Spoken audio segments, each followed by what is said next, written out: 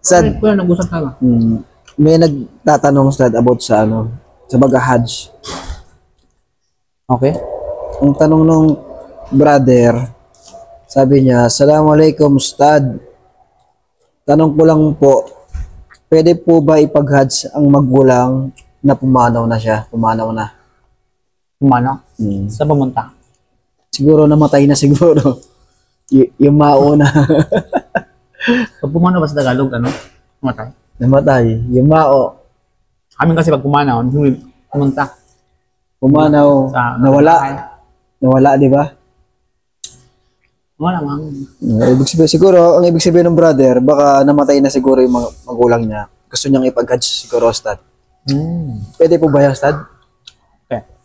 Ano po ang... Depende, kung ano yan, Muslim ba, hindi Muslim. Walang nakalagay, Ustad eh. Pag hindi Muslim, hindi pwede. Pero, Ustad, siguro... Muslim, siyempre. Muslim siguro, Ustad. Siyempre Muslim yan, kasi pag non-Muslim, hindi pwedeng ipag-ano. Pero bedo, bago natin sagutin, masarap pala ito. Chicken. Chicken wings. Chicken wings ng ano? Sarap yung may kanin. Ito, terno mo sa ito. Yan. Sige. Sagutin mo na, Ustad. Sige, kaya ka muna. Punta niyo. Pag Muslim, siyempre walang problema. Pwede. Pwede ipag-Hajj.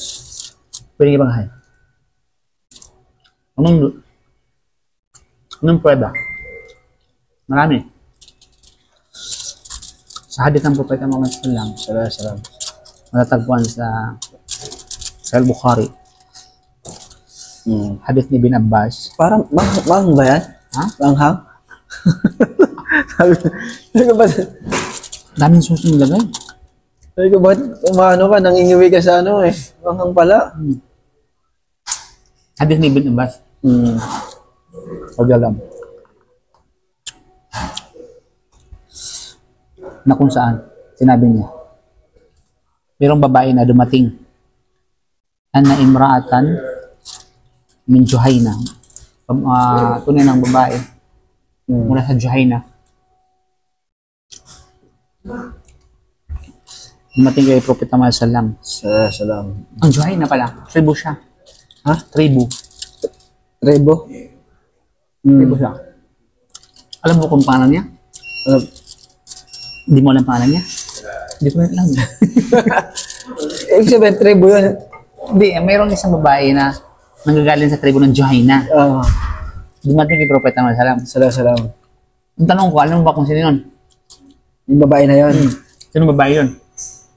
Hindi ko kilala. Sino mo kilala kasi wala ka naman doon. Kahit ikaw sa din. Pero sabi ng ibang mga ulama, mayroong pangalan niya sa ibang mga books. Narration, narrated. Siyang pangalan is ano? Hindi ko nakamali si ano? Sino ba yun? Si Gayitha o Gathia. Kasi ya. Oh, anyway, kahit sino man siya. Jennifer man siya o siya man. Kristiyano yun. Sino man pangalan niya? Bakit ba? Mayroong mga Muslim na ano? Jennifer. Jennifer, yung dati siyang Kristiyano. Tapos naging Jan na. So, doon kay Propeta Salam. Sabi sa kanya, sabi niya, Inna ummi nadharat an tahujji. Ano yung nadaraj? Walang tahujj hatta matad. Sabi niya, yung aking ina, nag-vow. Ano yung vow? Panata ba? Manata. Manata. Na siya magsagawa ng Hajj. Pero, hindi siya nakapagsagawa ng Hajj hanggang sa namatay siya.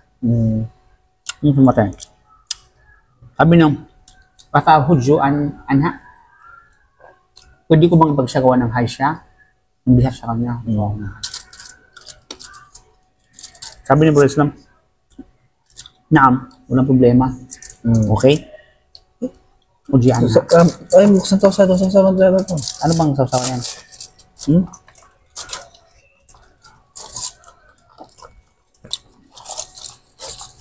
Garlic yata to. Ano ba yan? Garlic. Baka dito sa ano yan? Hindi nga, may iba yung sasawa niya.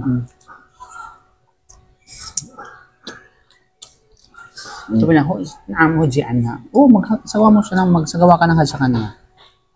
Pwede. Tapos ang professional nagbigay siya ng ano, parang ano ba, practical example o di naman kaya yung logical na example o analogy na example. Sabi niya, afaraita law kanat ala ummiki daynun kunti qadiyatan. Makikita mo ba kung halimbawa sa nanay mo merong pagkakautang na naiwan? Subhanallah, no? Okay. Ikaw ba ay handang mag-ano sa kanya? Ikaw ba ay magbabayad para sa kanya? Yung utang na yun? Diba? So, yakdaw. After that, sabi ng salam, yakdaw. Okay? Yakdaw lang, sabi na. Isa katuparan nyo ang ikadaan nyo kung ba bayaran niyo yung tinatapong anumang panatan nila sa Allah subhanahu wa ta'ala.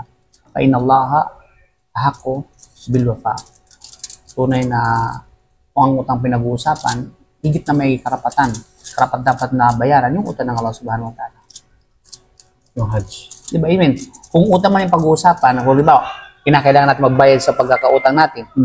Kaya yung mahal natin sa buhay, kinakailangan bayaran yung utang nila dahil sa kanilang pangako, diba? So, obligado natin bayaran kasi tayo yung naiwan. Kung obligado yon sa pagitan ng tao, paano pa yung utang natin sa Allah subhanahu wa ta'ala? Di ba kasi namanata siya eh?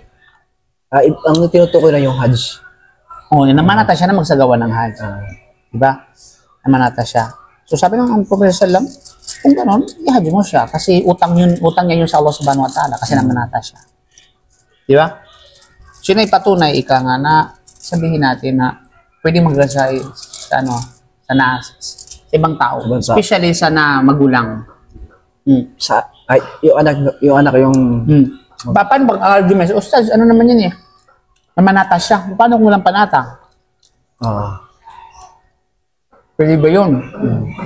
Di ba? Oo nga. Kasi yung hadith na yun, nabanggit kanina, panata. Manata yung tatay niya, di ba? So, kung halimbawa, kung hindi namanata, pwede ba? Yes, pwede rin. Pwede rin mo siyang, pwede ka magsagawa ng hajj on behalf sa ibang tao, especially siya, nanay niya, pwede. Kahit walang panata nangyari. Anong dalil? Dalil, sa Bukhari din. Mula sa hadith ni Anas bin Malik. No. Hadith ni bin Abbas radhiyallahu anhu. Ano sinabi? Sabi, Ja'at imra'atun min Khaytham. Ito naman, ibang babae ang dumating kay Prophet Sallam. Puro babae, no? May pangalan na. Ba't puro babae, no? May babae na pero mula sa tribo ng Khaytham. Kasi kanina, Juhayna. Ngayon, Khaytham naman. Pero tapos noon, pati pa rin ang Arabi ang Ustad. Pork mga. Tapos ito, dumating siya during the Hajjatul Wada. Ibig sabihin yung during the farewell Hajj ng Prophet Sallam. Pagkatapos nun, sinabi niya kay Prophet Muhammad Sallam, Ya Rasulullah, inna faridatallahi ala ibadihi fil hajji adrakatsu abi shaykhan kabiran. Sabi niya, o Propeta ng Allah, tunay na yung kaobligaduhan ng Hajj, yung pagiging obligado nito na ipinataw ng Allah subhanahu wa ta'ala sa mga tao, sa kanyang alipin tungkol sa Hajj. Ibig sabihin, nung binaba ang revelasyon ng pagiging obligado ng Hajj, nadatnan siya ng revelasyon na yun, ng kautusan na yun. Doon ba yung sa farewell ni Prophet Sallam? Yung babae. Tumating doon during the farewell Hajj ng Prophet Sallam. Sa panahon ng farewell Hajj niya. So, yung tatay ko, tinatnan siya ng pagiging obligado ng Hajj. Kasi nung dumating yung revelasyon ng Hajj, buhay pa yung tatay niya. Subalit, bagamat buhay pa man, dinatnan siya ng pagiging obligado nito, subalit, matanda na siya. Yung tatay niya. Matanda na ba? Dahil sa katandaan, okay, dahil sa tiyo ay yastawi ala rahila. Dahil sa katandaan niya, hindi niya kayang pumatong o sumakay sa kanya sa sasakyan. Kasi na doon, siyempre, dati, di ba? Oh. Yung mga sasakyan, mga kamilyo, Kamilyo. mga katulad nito. So, hindi na kaya. Hindi na kaya magsakay. Sabi niya, hanggang sa siya namatay. Okay? Sabi niya, bahal yakdi anho an ahujan. Pwede bang anak ko na lang yung magpaga? Ako na lang yung magsasaka para ng hajj. Ang biyasahan niya. Sabi ng babae. Sabi ng babae. Ano sila? Buhay pa yun. Ha? Buhay pa. Wala na, patay na. Nung dumating yung revelasyon ng mga obligado ng hajj, buhay pa siya. Buhay pa. Hanggang saan hindi siya nakapag-hajj, namatay na lang siya. Kaya dahil dito yung babae niya, pwede ba ako na lang yung gaganap noon para sa kanya. Sa gawa. Sobrang salam na. Gawin mo yun. So yun ang patuloy na pwede. Pero may isang mahalagang punto dito.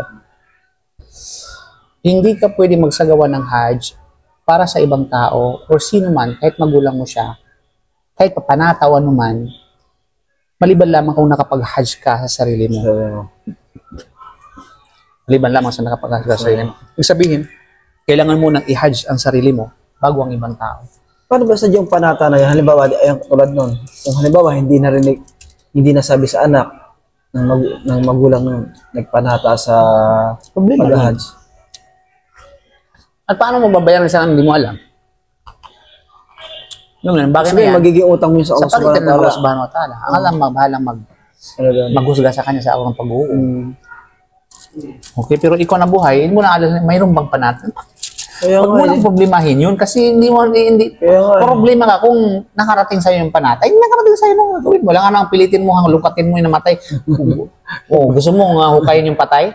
Magsalita ka, magsalita ka. pero sa yung panata na ba yun na yun, dala rin ba yun ng taas ng iman? Pag nagpanata ka Hindi, sa actually, Allah. yung panata ng isang tao, sabi ng ilan sa mga scholar, ay hindi ka aya-aya. Oo, di ba? Kasi, gagawa ka ng isang bagay na kabutihan pagkatapos ng panata. Bakit mo gawin yun nang hindi ka na manata? Opo, oo. Para magpapakain ba? Para bang hindi ka magiging... Di ba? Oo. Magpapakain ka, limbawa, magpapakain ka lang pag may panata. Para sa camera... Parang lumalabas na ikaw ay isang alam mo yun, napaka-tack out, napaka-kuripot o ano pa man, no? Para may paghahamon yan, di ba, Ustad? Hindi nga paghahamon. Kaso lang, yung gawain na yun, parang may condition ba? Kinukondisyon mo ang sarili mo para gumawa ng isang pagsamba. Ibig sabihin, parang pinabibigat mo yung sitwasyon mo, ano? Bukod sa pinababigat ba, parang, alam mo yun, parang ano ba, hindi siya mano sa tinatawag na tapat. Hindi sa ka lang gagawa ng kabutihan pag may panata. Ano?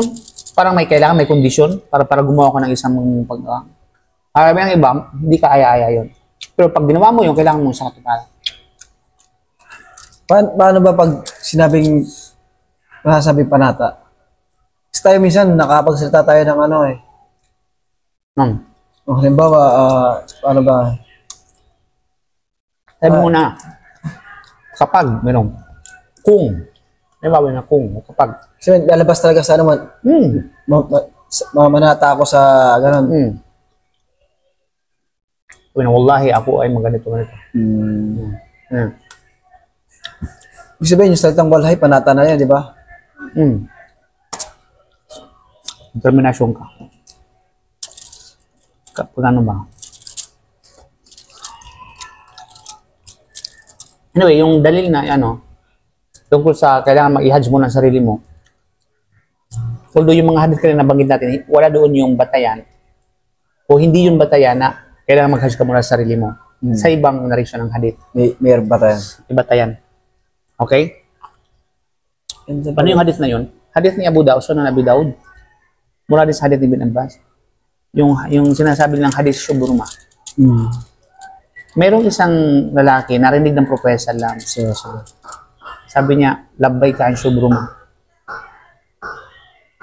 Labbaik. No, labbaik ka lang mo, labbaik. Kapag tayo ay nagsuot ng ihram, nag-engage sa isa ihram, nagtatalbiya tayo, nagtatalbiya tayo. ano tayo, binabanggit natin yung sasabi ng intention daw, no? Oo, tama. Diba? So sabi niya, yung kanyang pagsagawa ng umrah para kay Shubruma. So, narinig ko sa Islam, man Shubruma. At sino si Shubruma? Nagkamali ng bigkas? Sino si Shubruma? Sabi, nag-umrah siya o nag-hajj siya para kay Shubruma. Ah. Para sa ibang tao ba? Kaya tinanong mo sa sino si Shubruma? Sabi ng akunli o karibunli, sabi niya kapatid ko or kamag-anak ko, malapit kong kamag-anak. Sabi na, hajj sa nafsi? Ikaw ba'y nasagawa ng hajj sa sarili mo? Naibisap, kumbaga, naisa ka to para mo na bang hajj para sa sarili mo? Sabi na, hindi. Ito sabi na hajj. Okay, hujjaan nafsi. Then mahujjaan Shubruma. Kung gano'n, mag-hajj ka muna sa sarili mo, pagkatapos mag-hajj ka kay Shubruma. Kung sino ba tunay na kailangan, mag-hajj ka muna sa sarili mo. Ibig sabihin, Ustad, nung panahon, kahit yung panahon pa rin ng mga sahaba, pag silang hajj, kailangan pa rin ng financial, no? Kasi kabilang sa kakayahan yun. Subhanallah, no? Gusto ko nang turuan ng tungkol sa mga paano mag-reconcile ng hadith ng mga batayan. Kapapansin natin yung dalawang hadith kanina, yung dalawang babae na lumapit, para yung dalawang babae lumapit kay Propeta Sallam. Hindi tinanong ng Propeta Muhammad sallallahu alaihi wasallam kung nag-hajj ba sa sarili nila. Diba? Bagos nung nagpaalam sila na i-hajj sila ng kanilang mga magulang, ganito, ganyan, pinayagan agad ni Propeta sallallahu alaihi wasallam. Tapos, baka yung mga, may ibang kasing mga ibang tao na doon lang yung kinukuhang batayan. Kaya pwede ka mag-hajj kahit pagka pa sa ibang tao, kahit hindi pong pag-hajj sa sarili mo. Kasi nga dahil sa mga hadith na yan. Yung dalawang yun, sa babae. Mga babae, di ba? Makikita mo?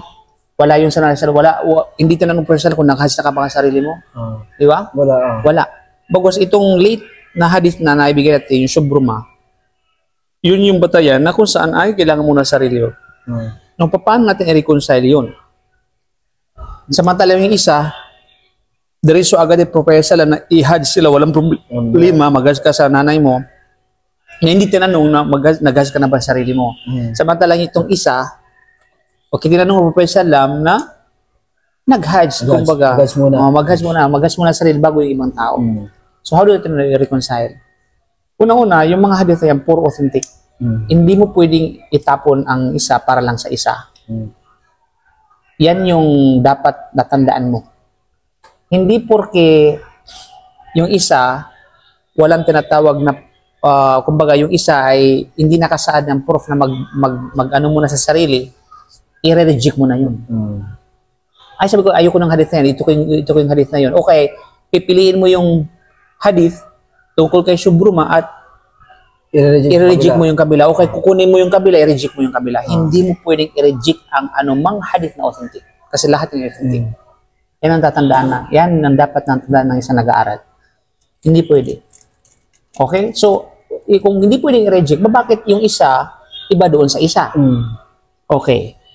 So, kung hindi pwedeng i-reject sapagat parehong authentic, you have to reconcile. Nandyan yung papel ng mga ulama. Paano? Kasi ang tanging mga scholar lamang, ang tanging makapag-reconcile ang mga hadith na sa palagay ng ordinaryong tao ay magkakasalungatan. Tandaan natin na ang authentic, na ang totoo ay hindi pwede magkasalungatan. Hindi pwede magkasalungatan. Ang pwede magkasalungatan yung isip ng tao. Kasi limited lang yung kanyang pangunawa. Pero yung katotohanan, hindi pwede magkasalungatan. So parehong totoo yan parehong authentic So hindi mo pwedeng against each other, no? Okay, yung pangunawa ng isang tao, yung hindi yung nagkakasalungatan kasi hindi naintindihan. Kaya pala minsan meron mga ulama na minsan nagkakabanggaan. Dahil sa hadith. Pangunawa sa mga bagay-bagay. Kasi ang totoong mga scholar, silang nakakaalam sa paano i-reconcile, kumbaga. Na walang pagkatalo ng Ustad, no? Ang paano i-reconcile yan? Kasi yung dalawang hadith ko sa dalawang babae, bati na ng Propeta na kapag-asal sa sarili nila. Tapos nang mag-hajj sa sarili nila. Nabatid na, no? Kasi dito, sabihin, tapos sila sa sarili nila. Kaya pinahintulan sa Propeta na mag-hajj, ika nga, sa kanilang mga sarili. Sa ibang tao. Okay? Sa ibang tao. Samantalang isa, hindi pa nakapagkaya sa sarili niya. Kaya ang professor lang tinanong. Doon sa mga mababaw yung pangunawa, talagang hindi nila maano. Lalo yung mga ibang akida no, sad no. Magiging issue sa kanila yan.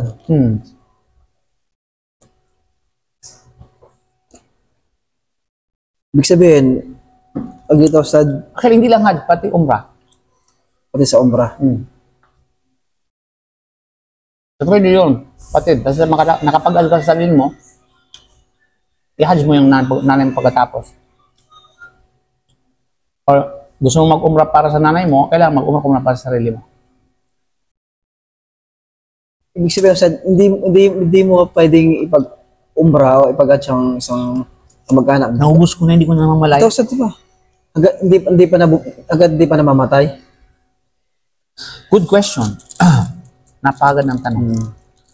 Sabi ng mga ulama, hanggat buhay pang tao, hindi mo pwedeng tuldukan ang kanyang pagkakataon na may kakayahan mag-hajj. Hanggat buhay pa siya. Kasi yun din to. Darating ang araw, may karoon siya ng kakayahan. Paano? Di ba? Magkakaroon siya ng kakayahan, kumbaga. Anong kakayahan yun? Either financial or either physical. So, Kung tinatawag na physical, at least, di mo alam pa, may mga mag-aalay sa kanya, kumbaga mag-support sa kanya. Alam mo yun, mag-aakay sa kanya. At marami yan. kasi may naririnig kong gano'n, sabi ko, magkas ko yung magulang ko nasa Pilipinas. Hindi pwede yun. Di ba? Hanggat buhay pa. Yung magandang punto. Hanggat buhay pa sila, hindi pwede. Hindi pwede ko pag-hajj na. Pati pag-iumbra. Kasi lahat ng mga hadith na tumutukoy sa pag-hajj tungkol sa iba, namatay. Ang namatay na. Namatay.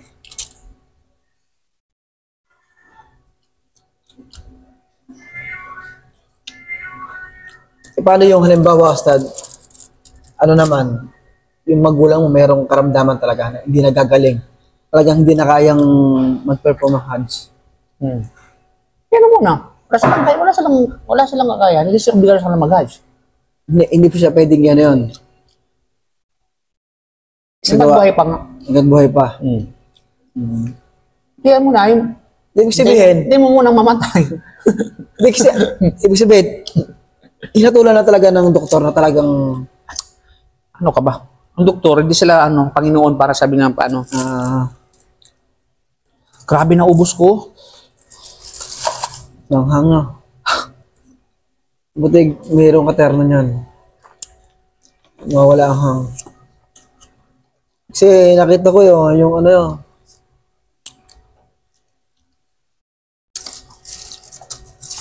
Grabe. Ito to. Gracias. Ano? Kaya ni Mustad. Ayoko na. Busog na ako eh. Ayoko na ako. Ano ito?